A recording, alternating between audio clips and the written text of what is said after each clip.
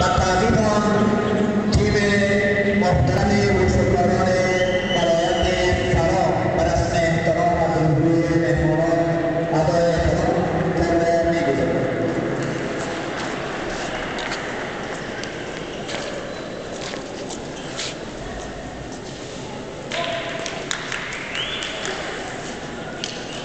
شما جوانان و نوجوانان ولایت فرا را می‌بینید که به رسم احترام از روبروی مهمانان می‌گذرند. به افتخارشان کف بزنید.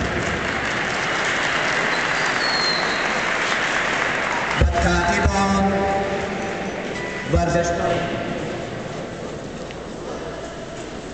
ورزشکاران ولایت غزنی، ولایت تاریخی و باستانی غزنی را مشاهده می‌فرمایید که پلاکارد توسط یک نونهال عزیز ما هم می‌گردد. به تعقیب آن نونهالان و خردسالان و نوجوانان تیم ولایت غزنی را مشاهده می‌کنید که به رسم احترام می‌گذارند. به افتخارشان. همچنان پلاکارتی را که مشاهده می‌فرمایید مربوط به تیم نوجوانان وشوی ولایت نیمروز که به سرپرستی استاد عبدالغفور ساقزایی به رسم احترام می‌گذارد.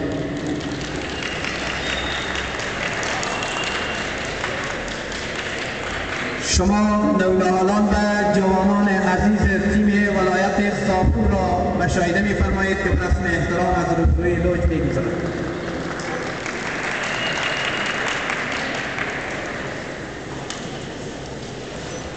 همچنان ورزشکاران جوان وشوی تیم الف ولایت پر افتخار هرات را مشاهده می‌فرمایید که به رسم احترام از روبروی لوج می‌گذارد.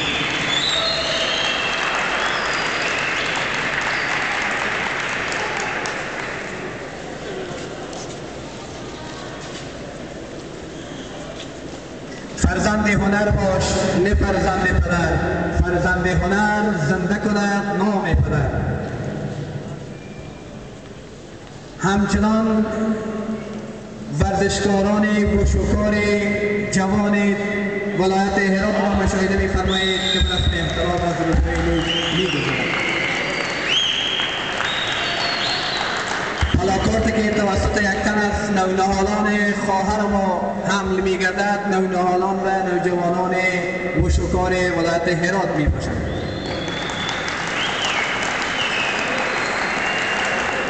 با سپاس از همه ورزشکاران و مهمانان عالی‌قدر از تیم نمایش تقاضا می‌کنیم تا آمادگی خود اعلام کنند.